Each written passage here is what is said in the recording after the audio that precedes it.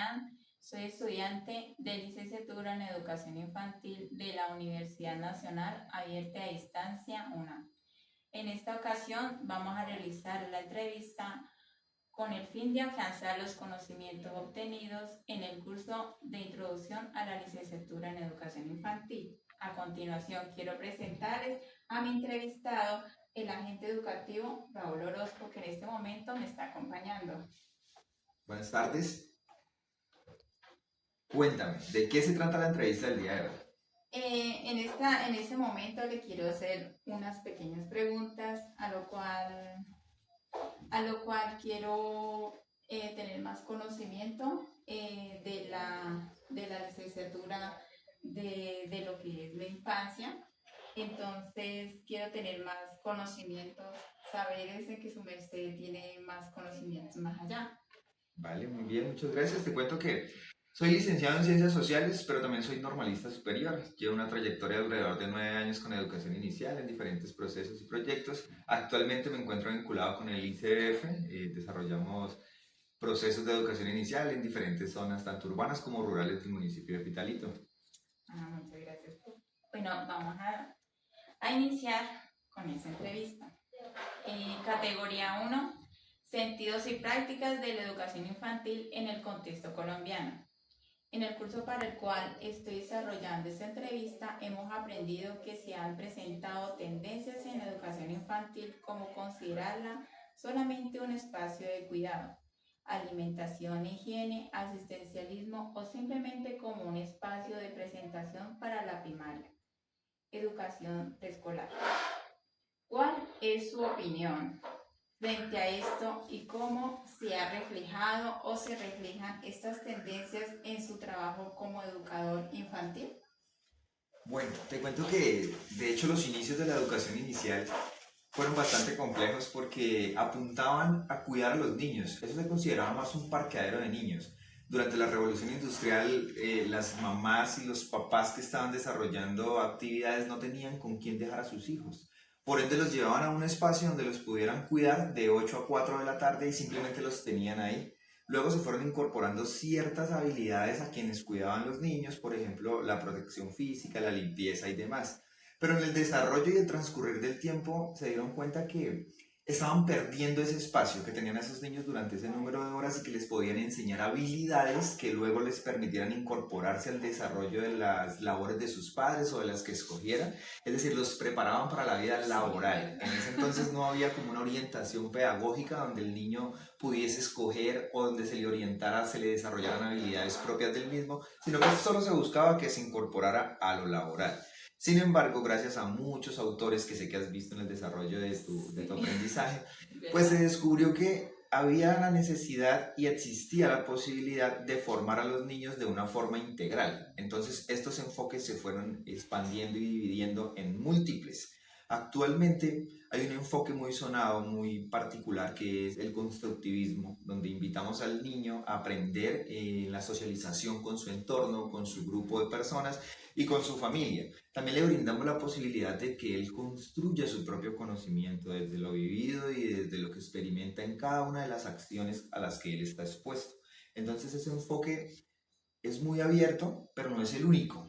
No es el único que se aplica. Existen diversidad de enfoques en cuanto a lo que tiene que ver con la educación inicial. Hay un punto que quiero que tengas muy presente y es que cada persona es un universo diferente.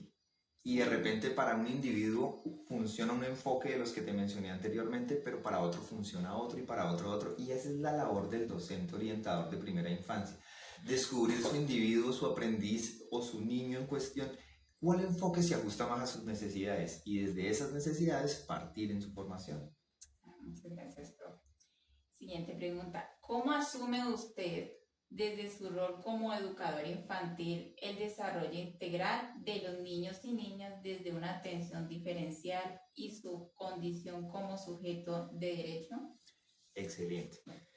Bueno, vámonos desde atrás. Los niños como sujetos de derecho, que también es algo relativamente nuevo, porque si recuerdas hace un tiempo, hace unos años, el niño era considerado un adulto en miniatura y no se le tenían en cuenta sus necesidades y sus características propias como un niño. Entonces, partiendo de ahí, recientemente se determinó que los niños son sujetos de derecho. ¿Por qué sujetos de derecho? Porque dentro de la Constitución y dentro de los acuerdos mundiales se llegó a la posición en donde se determinó que los niños tienen unos derechos que están por encima de los derechos del adulto y como tal se reconocen como sujetos de derecho a quienes se le tienen que respetar estos derechos y partiendo de ahí entonces viene ese término bonito que nos habla de la inclusión y de la educación diferencial. ¿Por qué diferencial? Por lo que le mencionaba anteriormente. Cada niño es un universo aparte y las estrategias que se utilicen para la formación del mundo deben ser diferenciadas de acuerdo a que a sus necesidades y a sus características propias. Es decir, si tú te vas a orientar educación inicial a una vereda distante o estás orientando educación inicial tal vez en un hogar urbano, pues las características de estas poblaciones varían muchísimo. Y entonces las prácticas que vas a desarrollar deben ser diferentes de acuerdo a la población que tú vas a atender. Eso por un lado. Además, hoy día tenemos infinidad de casos de complejidades en el aprendizaje, desde patologías diagnosticadas a niños como condiciones socioculturales que los condicionan a la hora de aprender. Por eso el docente debe empoderarse y debe primero identificar qué necesita el niño. Identificando qué necesita el niño, sabe qué brindarle. Y si cuenta con una gama amplia de conocimiento y estrategias, su rol va a ser positivo y va a trabajar en el niño la integralidad, que es lo que tú me hablas. No solo buscamos que el niño sea un recipiente de conocimiento, que también pasó la educación por ahí en su momento. Queremos que el niño sea un productor del mismo. ¿Cómo lo logramos? Pues lo logramos trabajando sus diferentes dimensiones, porque el individuo está compuesto por diferentes dimensiones. Si trabajamos, por ejemplo, la dimensión física, que es importante para movernos y desenvolvernos en el mundo, la cognitiva, el pensamiento, el razonamiento lógico, que también es fundamental para la adquisición de conocimiento y la producción del mismo, pero también la parte personal del individuo. El niño tiene una personalidad, ¿sí? Y esa personalidad es única y el docente orientador debe, más allá de identificarla, potenciarla para que desde su forma de ver el mundo, pues el niño pueda aprender de una manera natural, de una manera agradable. Seguimos con la categoría 2. Las infancias como categoría sociohistórica. ¿Qué opina usted sobre las categorías que se han venido trazando a lo largo del tiempo y las concepciones de los diferentes postulados sobre niño, niña e infancia, niñez e infancias? Bueno, me le iba adelantando en las preguntas anteriores. A lo largo de la historia, la concepción de infancia, de niñez, ha variado de una manera bastante amplia. Como le mencionaba, los niños en su momento fueron considerados unos adultos en miniatura y se les exigía igual que a un adulto, que tenía que aprender las rutinas, que tenía que aprender los comportamientos de una manera lineal. Y habían dos opciones: aceptaba ese aprendizaje o había un castigo. No había más, eso por un lado. Y el tiempo fue transcurriendo, aparecieron autores, aparecieron líneas de pensamiento que develaron una enorme verdad y es que el niño es un individuo particular, sujeto de derecho y su formación está condicionada por tres entornos fundamentales. Uno es el social, donde él interactúa con sus vecinos, con sus amigos en un espacio que le permite adquirir herramientas, habilidades y que condiciona incluso la forma en cómo se expresa. Tenemos el entorno familiar, que es fundamental. De los 0 a los 5 años, previo a la llegada del niño a la educación formal, pues él adquiere una visión del mundo condicionada por sus padres, sus abuelos, sus tíos o las personas con las que convive a diario. Y ellos determinan en parte la personalidad del individuo. Y el último contexto es el educativo. Ese educativo va de la mano entre la familia y el agente. El agente educativo juega un rol fundamental porque encamina al niño hacia una vida de aprendizaje y de construcción de conocimiento, pero eso tiene que ir de la mano con la familia. Si lo que el educador inicial trabaja en el niño no se potencia en casa, difícilmente se incorpora en la esencia del niño. Sí, es cierto, muchas gracias, profe. En el programa de licenciatura en educación infantil de la UNAM le apostamos al concepto de infancias, toda vez que se reconocen posibilidades diversas de ser niño y niña en el mundo y en esas medidas se plantea como control de procesos formativos de nuestro programa de la necesidad de comprenderlas, potenciarlas y hacerlas sujeto de trabajo académico, pedagógico y educativo en función del mejoramiento de sus condiciones de vida. ¿Cómo cree usted que esta apuesta conceptual contribuye a la atención integral y el enfoque diferencial para trabajar en esa diversidad infantil? Bueno, yo creo que ahí la clave es la última palabra, que es la diversidad infantil, ¿sí? La diversidad está inmersa en todo nuestro planeta, en todas las formas de vida, de educación, de comportamiento. La diversidad nos acoge a todos en todo sentido.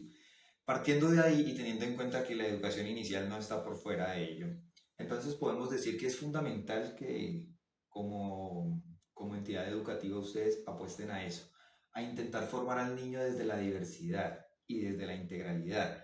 ¿Por qué es fundamental? Cuando un ser es íntegro, se puede desenvolver en cualquier contexto y aportarle a este mismo de una forma muy positiva, sin verse limitado, sin verse excluido del mismo, porque sus diferentes dimensiones han sido trabajadas para eso, para que sea una persona capaz y resiliente, que son dos términos importantes en la educación actual. Capaz, pues porque la educación de nuestro país busca formar individuos competentes, no para la competencia en sí con el otro, sino como competentes, como capaces de desarrollar ciertas habilidades necesarias para el correcto funcionamiento dentro de una sociedad. Hablamos un poco de las estrategias diferenciales y me parecen fundamentales y es muy bonito que las entidades formadoras de docentes actualmente le apuesten a esto. ¿Por qué? Porque aunque un educador tiene, digamos, a su cargo una gran cantidad de niños, esto no lo exime de que él deba orientar su práctica pedagógica partiendo desde las necesidades de cada niño. Que hay niños que se ajustan a un mismo modelo pedagógico, claro, pero asimismo hay otros que no. Y cuando nos centramos en una sola estrategia educativa, empezamos a excluir a quienes no se nos ajustan a la misma. Y lo que tenemos que hacer es explorar dentro de las estrategias educativas para ver los niños de qué manera aprenden de una forma significativa. Tú me hablabas de las infancias. Dentro de la infancia hay un término que cobró mucho sentido y que desde que se hizo política pública educativa, la educación inicial, por allá en agosto del 2016, todos estos conceptos cobraron mucha significancia y una es el juego. El juego como herramienta educativa es la estrategia por excelencia, porque aunque el niño no juega para aprender, sí aprende durante el juego y lo hace de forma natural. Por eso la lúdica debe estar inmersa en cada práctica educativa diaria, porque es que esa es la naturalidad del niño. Él se levanta y quiere jugar y él se acuesta en medio del juego. Y si yo tomo esa herramienta y la utilizo a mi favor, pues el aprendizaje del niño va a ser diversión y entonces cada día va a ser significativo y lo que aprenda en el desarrollo de las actividades lúdico-pedagógicas lo va a acompañar el resto de su vida.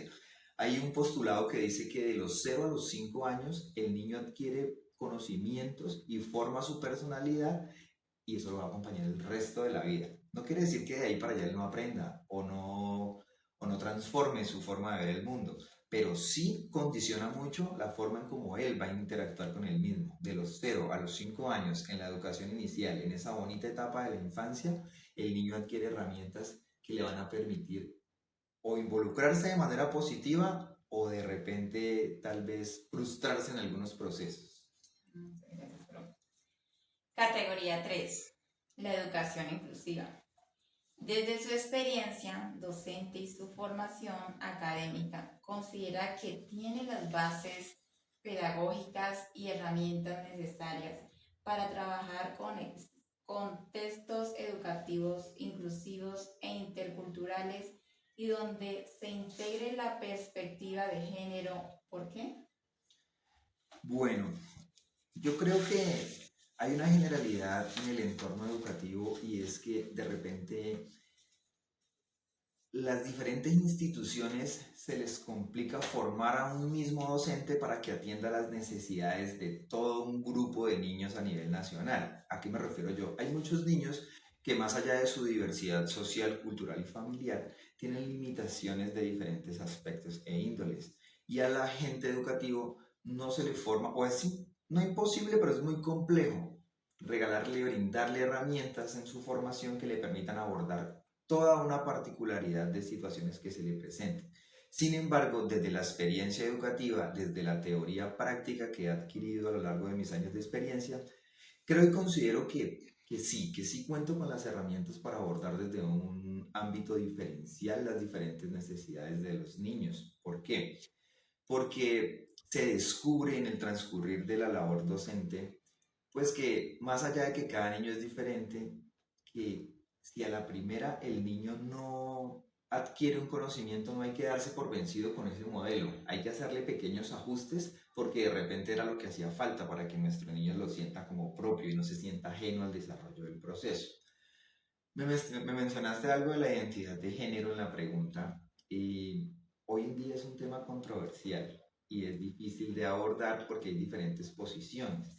Nosotros vivimos en un país laico que de múltiples formas sus bases y su historia lo hace muy católico y muy religioso. Entonces la identidad de género es un tema espinoso que la mayoría de las personas se sienten aludidas. Algunos dicen, no veo positivo que a mi niño de 3 4 5 años se le esté dando la posibilidad de que él escoja con qué género se identifica cuando él está en formación y aún no tiene las herramientas que le permitan tomar una decisión acertada.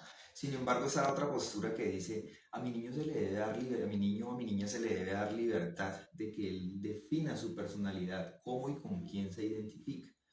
¿Qué te digo yo en ese punto? Yo creo que al niño, a la niña y al individuo que está en formación sí se le debe dar libertad para que él reconozca y cree una personalidad. Sin embargo, también es claro que como orientador, educador, se debe hacer un acompañamiento muy cercano al niño en ese proceso de adquisición de su identidad, tanto de género como las demás.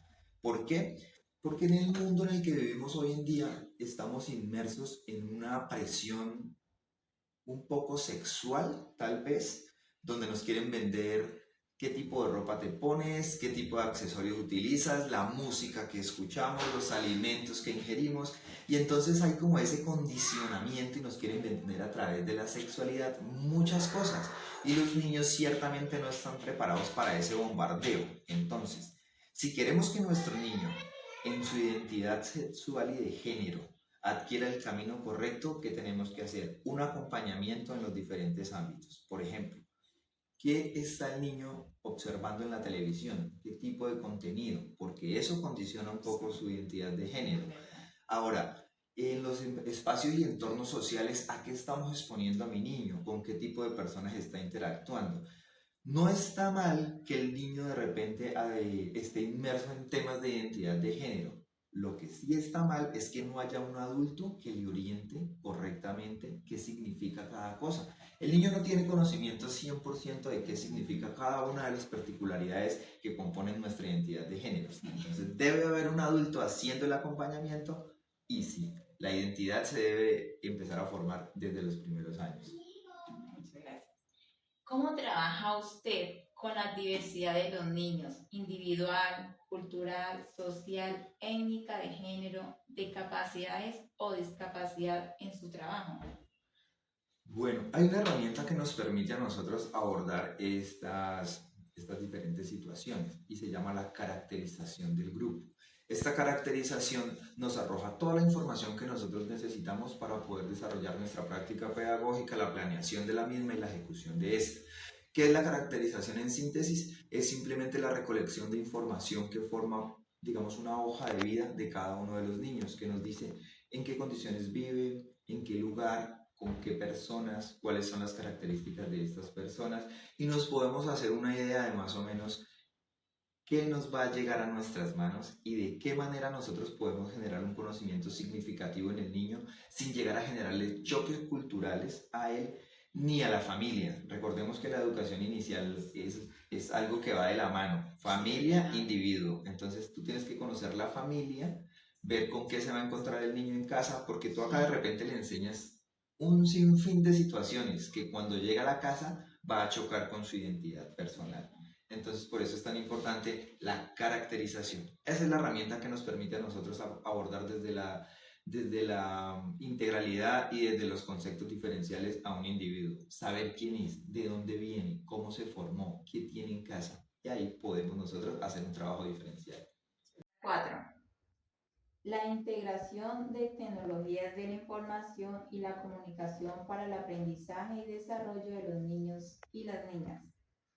Considera que su formación o estudios realizados le brindaron todos los elementos necesarios para desempeñarse adecuadamente como educador infantil, incluyendo las tecnologías de la información y la comunicación. ¿Por qué? Sí, desde mi formación profesional adquirí un sinfín de herramientas que me permiten hacer uso de las TIC como una estrategia fundamental para un conocimiento significativo.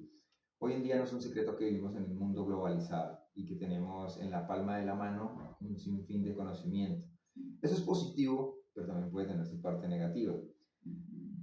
Más allá de mi formación profesional en el desarrollo de las actividades, en mi experiencia docente en campo, descubrí que hay un conocimiento básico que es fundamental para poder utilizar las TIC como una herramienta significativa. ¿Y qué es? Es el equilibrio. Resulta que no existe en el mundo algo lo suficientemente positivo que al hacerlo de forma excesiva no se vuelva malo. Por ejemplo, el consumo de agua es necesario para el funcionamiento del cuerpo humano, pero si tú te excedes en el consumo durante un día, por ejemplo, puedes tener una intoxicación hídrica. El ejercicio, que también es fundamental para nosotros, si lo hacemos en exceso nos va a traer complicaciones negativas y las TIC no son la excepción. Si nosotros no orientamos al niño en el uso correcto, adecuado y sobre todo controlado de las TIC, le generamos un daño en su capacidad de aprendizaje. No es que vamos a excluir a los niños del manejo de herramientas tecnológicas como una tablet, un celular o un computador porque tiene una edad corta. No, los niños ya vienen con ese chip de nacimiento. Sí. Ellos ya sin necesidad de explicación, es como que traen incorporado cómo moverse en la pantalla de un celular y demás. ¿Cuál es el problema? Cuando nos excedemos en el tiempo que le permitimos a nuestros niños estar frente a la pantalla o estar conectados a este mundo global. Hablamos de la educación integral y la educación integral me dice que las TIC son una herramienta fundamental que le debo destinar un tiempo necesario para que ellos las utilicen y para que hoy en día son muy positivas porque ya no tenemos que ir a desempolvar esos libros que tenían un conocimiento de repente un poco anticuado, sino que se está actualizando diariamente el conocimiento. Ahora bien, es labor del agente educativo mirar qué conocimiento le está exponiendo al niño. ¿Será que este conocimiento tiene una base científica y teórica que está aprobada por el positivismo, por un método que realmente nos diga que ese es un conocimiento real? Ahí la primera clave. La segunda, ¿cuánto tiempo le permito yo a mis niños pasar frente a la pantalla, bien sea celular, computador, tablet o televisor? Tenemos que condicionar eso para que el tiempo que el niño pase ahí no exceda el tiempo que pasa trabajando sus otras dimensiones, como la física. Si tenemos un niño sedentario que no me hace actividad física, pues primero limita su desarrollo corporal y segundo le puede estar generando patologías de tipo físico por la ausencia del mismo, que es fundamental.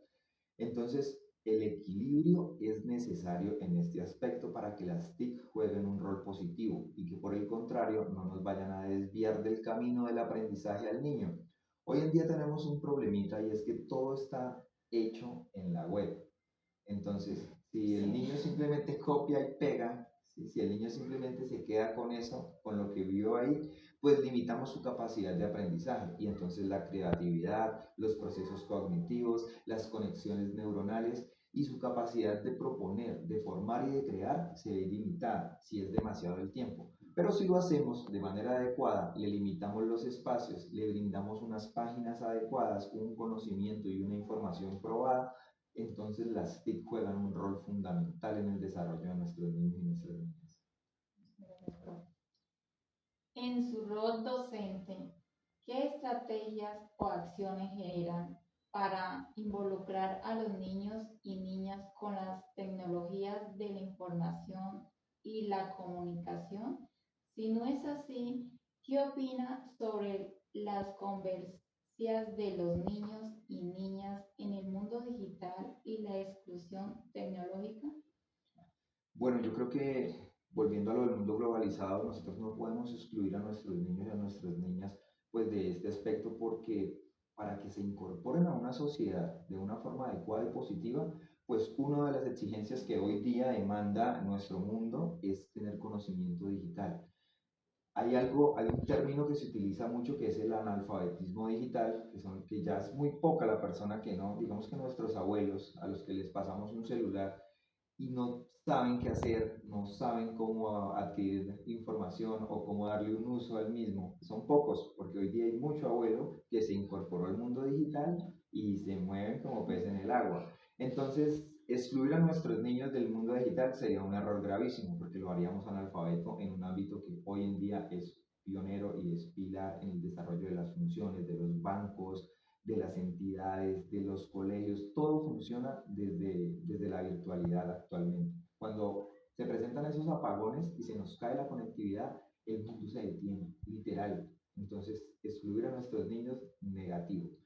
¿Qué herramientas utilizo yo? Pues yo parto de la caracterización, lo que te hablaba hace un momento. Si estoy en una zona rural dispersa, donde los niños no tienen acceso a conectividad de internet o a herramientas educativas, aparatos como celulares, tablets, computadoras, entonces hago un proceso un poco más lento, ¿sí? Y los empiezo a exponer a este tipo de aparatos, a que los empiecen a conocer, y de repente empiezo a utilizar herramientas como el portátil y el video BIM para traerles información de la web y que ellos vean que ese hipopótamo que nunca han visto de cerca allá en su finca pueden hacerse una idea muy clara de cómo es. O animales con los que no contamos acá, les acercamos ese conocimiento a ellos de esa manera. Ahora bien, si el niño ya cuenta con todas esas herramientas, si vive en una zona urbana y tiene acceso a eso, entonces el proceso no puede ser tan lento porque el niño se me va a aburrir, porque el niño ya pasó por ahí, porque el niño ya conoce más de lo que tú le puedes brindar. Y ahí es donde tú debes acceder a. Hay muchas páginas de aprendizaje lúdicas que le permiten al niño interactuar, ¿sí? No solamente recibir información, sino también producirla. Y esa es una estrategia excelente. Y lo adicional es controlarle el tiempo que él va a pasar ahí. Categoría 5. Los licenciados en educación infantil como intelectuales transformativos. ¿Cuáles son las mayores satisfacciones y a la vez los mayores desafíos o dificultades a los que se han enfrentado como educador infantil? ¿Por qué? Uf, pregunta compleja. Pues mira, no es un secreto que nuestro sistema educativo, aunque tiene muchas potencialidades, también tiene limitantes, ¿sí? Si nos vamos a ver el rol del agente educativo en la ruralidad dispersa, tiene un sinfín de retos. El simple hecho de llegar a los lugares a brindar la educación, porque hoy en día no son solamente las escuelas a donde el agente educativo tiene el reto de llegar, sino que son espacios comunitarios a brindar educación inicial. Hoy en día tenemos desde el ICBF, el EIH, que es la educación inicial en el hogar, donde se va a la vereda, donde se va al lugar disperso a brindar esta educación. Tenemos el programa EICE, que es la educación inicial campesina, donde se busca cuidar mucho esas características culturales de las poblaciones, orientando el conocimiento, pero desde su práctica cotidiana. No le voy a enseñar al niño acciones ajenas al desarrollo de sus actividades, sino que por el contrario puedo partir de su cotidianidad. Ellos están en medio de la siembra, de los cultivos, en medio de la naturaleza. Entonces debo ajustar y adaptar mi estrategia pedagógica para que el niño no se sienta ajeno al proceso educativo. Retos, un sinfín, porque como le mencionaba hace un rato, no solo formamos al niño, formamos a la familia, ¿cierto? Porque la familia es la que pasa más tiempo con el niño, entonces la comunicación con el padre de familia debe ser primero asertiva, que este es un término que para la vida, no solamente para la educación. Cuando nosotros hablamos desde la asertividad, le permitimos al individuo que está en comunicación con nosotros sentirse cómodo, sentirse ameno en medio de la charla y él va a sentir que el proceso lo está haciendo parte, que él no es menos porque para nada lo es, de hecho juegan un rol fundamental. Si tú le hablas a un padre de familia que vive en una vereda 4 horas con una terminología demasiado elaborada, pues él no va a entender qué le dijeron. Y se va a ir a la casa y cuando su esposa le pregunte cómo le fue en la reunión, él va a decir, no entendí nada. Y entonces el proceso se va a ver frustrado. Pero si por el contrario, nosotros como agentes educativos que tenemos esa terminología clara, la aterrizamos a su lenguaje, ahí ya empezamos a sobrepasar ese primer reto comunicativo que encontramos. Ya pasamos por el reto de ubicación, la logística de llegar a los lugares, que ese es grande, y nos vamos al reto comunicativo, que es adaptar los conocimientos que tenemos a las necesidades y sobre todo al contexto al que vamos. Y por último, creo que un reto que me parece muy importante mencionar es esa habilidad emocional que debe tener el educador inicial. Difícilmente le pedimos a un padre de familia que no mezcle las emociones de algo negativo que le pasó en la formación de su hijo, porque él todavía tal vez no ha estado expuesto a estos procesos o simplemente se le dificulta. Pero nosotros, como agentes educativos de educación inicial, no podemos darnos el lujo de revolver uno con otro. Ese es un reto enorme, independientemente de las circunstancias personales y particulares que tú estés viviendo. Hay un cliché que dice que cuando llegas a la puerta de la institución o de tu casa dejas afuera los problemas. Eso no es sencillo para nada, es más fácil decirlo que hacerlo. Sin embargo, es fundamental, porque si tú mezclas lo emocional con lo educativo, entonces terminas tal vez desahogando tus frustraciones en un niño y le limitas su capacidad y su gusto por el aprendizaje. No hay nada peor para la educación inicial que aleje más a un niño del proceso educativo que sentirse agredido por su maestro, que sentirse tal vez excluido del proceso, que él sienta que su maestro no lo tiene como parte fundamental. Y recordemos que el niño es parte fundamental del proceso educativo y es él el protagonista del mismo. Entonces nuestras emociones, nuestros conflictos y las diferentes situaciones a las que estamos expuestos, que claro que nos condicionan y nos afectan, inevitablemente, como seres humanos no podemos dejar de sentir para nada, las emociones se deben vivir, pero también tenemos que aprender a ser personas coherentes con el desarrollo de nuestras actividades y entender que nuestras emociones no pueden condicionar nuestro proceso. Y ese es el reto más grande que hay.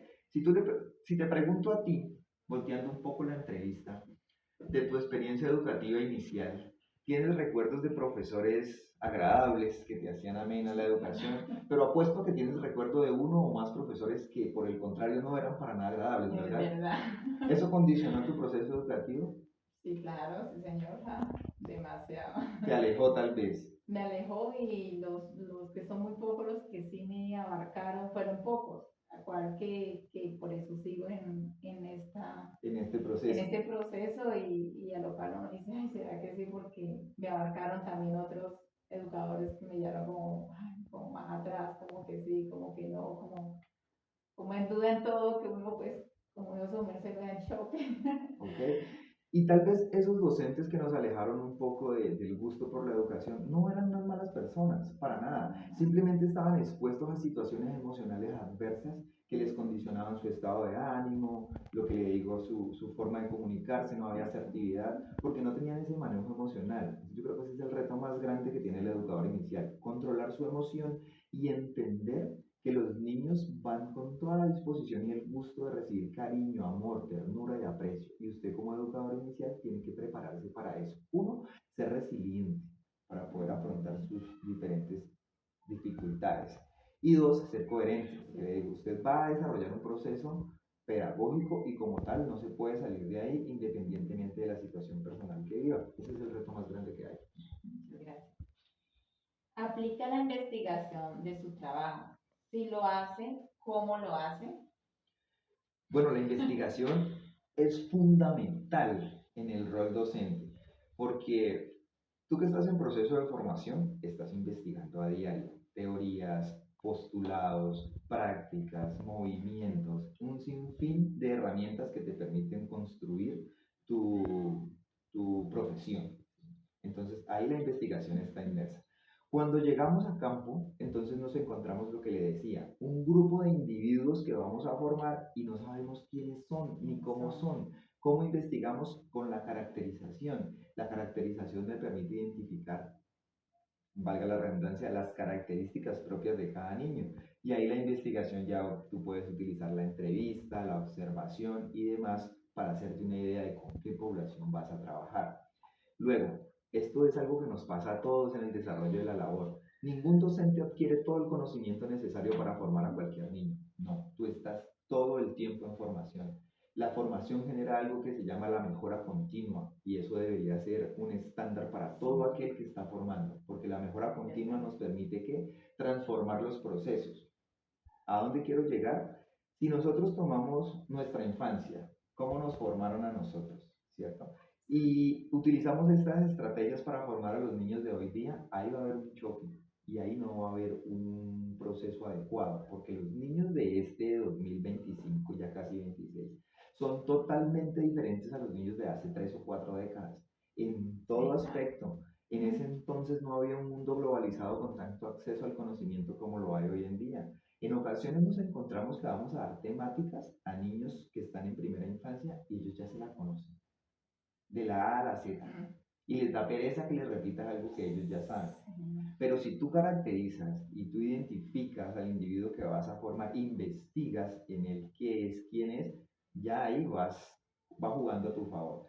Luego, si ves que todas las herramientas que tú tienes para formar a ese niño no funcionan en él, el problema nunca va a ser el niño, el problema es que hay que seguir investigando nuevos postulados, nuevas formas, nuevas estrategias. Entonces la investigación como herramienta educativa para la mejora continua, más que una estrategia positiva, es una estrategia necesaria y fundamental. Bueno, muchas gracias, profe. Para mí fue un placer, ya que sus aportes y conocimientos son esenciales para mí como futura docente.